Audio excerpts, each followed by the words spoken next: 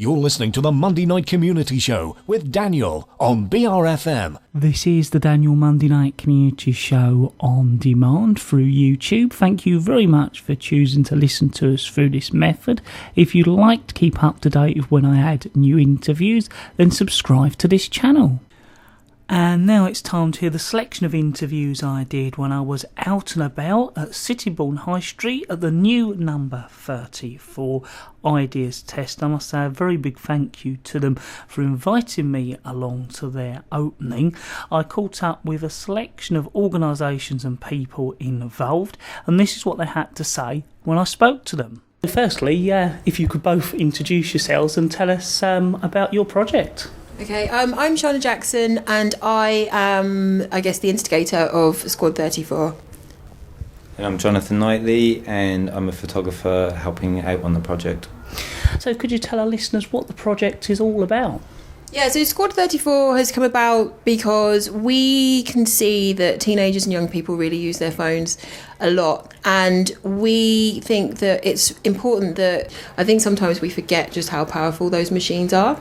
And young people and young adults get a lot of stick for taking selfies and being quite into themselves with their devices. But we thought, you know what, why don't we try and use the devices that people carry, the tech that people carry, to be more creative? And that's where Squad 34 originated from. So we'll be running a host of workshops.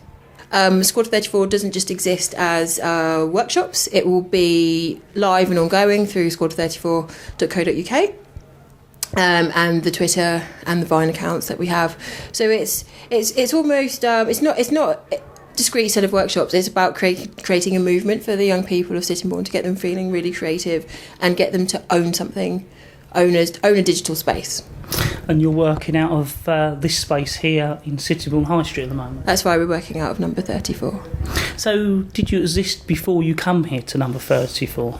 No, 34 was made specifically for 34. Before we started work on this, Jonathan will tell you about what he's done, but I used to work at the Tate. I used to run something called Tate Kids, written some books about getting kids into art, and do lots of digital things. But no, this is brand new and for Sittingbourne only. I work in education mainly, along with doing photography, freelancing, and but the combination of both of them and having your stuff out there that's professionally done and knowing how to know between bad and good. Even a bad photograph is sometimes good anyway. It depends on the platform that you're using, and just getting the kids to express themselves, and also being sort of happy about where they live and showing an insight to where they're actually growing up, and capturing those moments that they may think that are quite banal or just not worthy, but in actual fact, a lot of us when we were growing up, there's so many moments that we could have had that instant moment where, the film ran out, or this happened, or we didn't have enough money for a roll of film. But now with digital technology, you can constantly keep on taking photographs, getting instant feedback from it, and trying to achieve that. So getting kids to be in the groups and the little subcultures, doing where they hang out, where they enjoy to do what they do, and just realizing the town that they're in, and trying to create trying to use the devices in their pockets to make people see an insight into their lives and themselves. There's so many famous artists out there that photographed or documented the families in a sitting room, and these photographic books are amazing. But now we've got instant access to seeing the feedback from the photographs we have, and then by using that and posting it to whatever sites, or just email them to your friends or whatever, it's far more accessible. And just being able to realize this capability that you've got in your pocket, and being able to make simple animation through 2 photographs. So it's about it's about embracing your phone and allowing youngsters to realise that taking pictures and using it can be done in a creative way. Yeah, exactly. Yeah, exactly that. So it's just literally, doesn't matter where you are in the world, there is going to be something interesting or unique to that place that you live in. Oh, thank you both of you very much for telling us all about it. Thank you. Right, if you could introduce yourself. Yeah, hi. My name's David Allistone. I'm from Exploring Senses, and my crew are here today to provide a toy hacking workshop for the people who live here in this lovely town of Sittingbourne. And what we're going to invite you to do is to come and remake toys that are destined for landfill. So you get the opportunity to cut them up, glue them together. You can use needles and thread with soft toys, plastic toys. You can just kind of make anything you want to do. A bit like Toy Story, you know. Let's not forget those awesome hybrid mutants. And we've also got 3D print pens, so you can use that kind of technology to make accessories for your toy hacks. And we have a 3D printer on demo as well, where we're making these 3D digital mutations where people have been scanned in cardboard, and then we're kind of making their new personalities and stuff.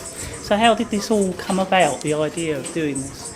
Well, it all came about of trying to do some positive things, really, trying to get young people and families and children just interested in making and just reusing stuff, and trying to pursue fun and identity, really, like active citizenship, you could say, but in a very low-key, laid-back way.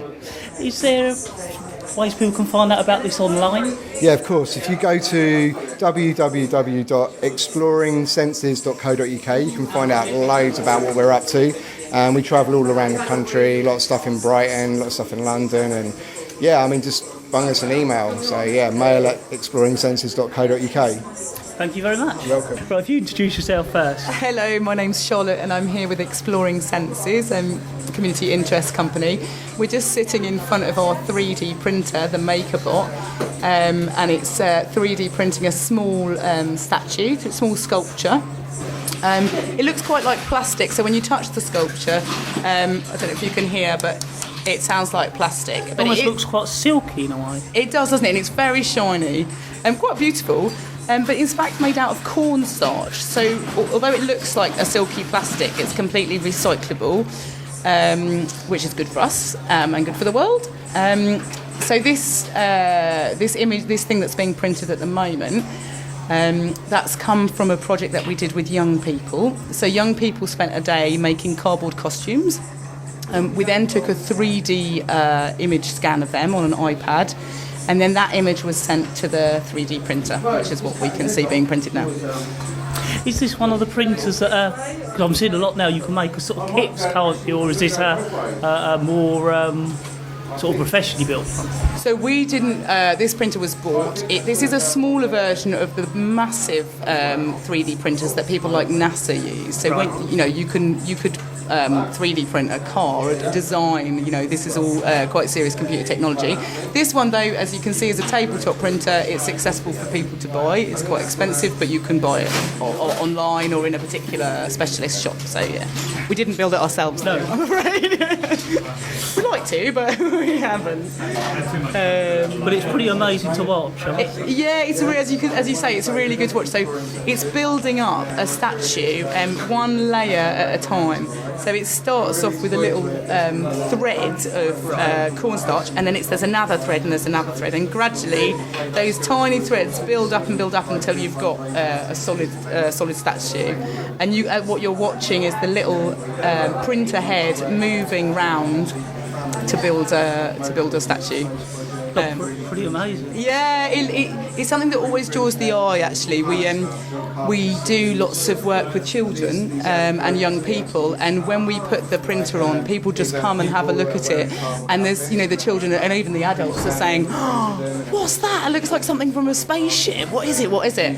And it's really nice because when they see that, they're really inspired to get involved with making and doing and starting to do something. And it's that like drawing people in. So as you yourself said, yeah. What am I looking at? What's that about? So it's a really beautiful piece of kit. It's quite delicate, so you have to be careful how you carry it. But it's really exciting, and lots of people as well don't get the opportunity to see that kind of technology like on a daily basis, and it's really nice. We do a lot of work with different communities, and to give people the opportunity to work with this kind of thing is really exciting.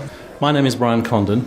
And I was talking tonight at No34 about the creative industries and how important potentially they are to Sittingbourne and the surrounding area. It's an area I've worked in for quite a long time. So, what exactly are you involved in? Because you were talking a little bit about how you've sort of setting up a business, aren't you, here? Yes. It's a new business. It's a start-up. There's two of us, and it's called X Innovate, and it's about helping early-stage businesses grow. And it's based on experience I had running a project in London for about 5 years or so. So, working with young businesses. They could be started by young people or recent graduates. They might be businesses that have been going for a little while and need help in growing and expertise to grow. And in particular, I want to try and find businesses to work with around the Sittingbourne area. So you'll sort of act as a business to support them and give them advice? Yes, exactly. I've started and run businesses. I've helped people start businesses, and I've helped businesses to grow. And I'd like to, do that here. How did you come across the IdeasTest? Well, I heard about IdeasTest a while ago, and I met Steph Fuller at I think it was called the Future of Swale conference last year, and I sort of kept talking to her. And then, as the idea for number 34 came through, they suggested that I might like to try and help with what's happening here. Well, thank you very much for letting us know all about what you're doing. Thank you. So thank you very much for joining us. Would you be able to introduce yourself to our listeners? Yes, hello. I'm Dulcie Alexander and I'm Relationship Manager for IdeasTest, Creative People and Places Swale, and I work for the Arts Council. We funded the project, 1.4 million, back in 2013, and the whole point of the fund is to get people involved, living in the local area with arts and quality engagement opportunities, and I think tonight has just fully summed that up for us, to be able to see the extent of singing that has come from Tanya this evening, to see everybody involved in getting this building to this point open to the public, and the quality of the arts and opportunity that come from this space for Sittingbourne is just so exciting, and hopefully will engage people from broader areas to come and get involved.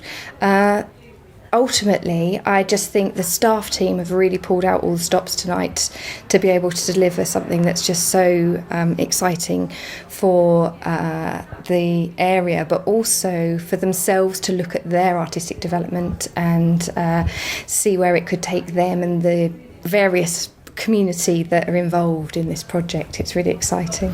Yeah, it certainly is. I've certainly enjoyed being involved myself, and it's good to see it happening all here tonight. Definitely, and I've had really, really exciting conversations with various people about their ideas around music, around dance, around visual arts that they want to get into reality, and to be able to show work that they're looking to create, also record work that they're looking to get out into a public arena. And I think this whole opportunity to share experiences and have that chance to evolve art forms, to have ownership and control of your own art and take it in the directions you want it to, is what number 34 is all about, and I think that's really exciting. Well, thank you very much. Not at all, thank you ever so much. So, Steph, it's always good to talk to you and to catch up with you, and obviously I and BRFM have followed the project all the way through since the beginning, and now you're here at number 34, so tell our listeners how it's all come about. Well, we feel really kind of privileged and excited to be here. When Workshop 34 closed because of the ending of the Recreate funding, there was a kind of gap in Sittingbourne High Street, and there was quite a long period where I think Swale Borough Council and the Spirit of Sittingbourne Partnership were thinking about what to do next.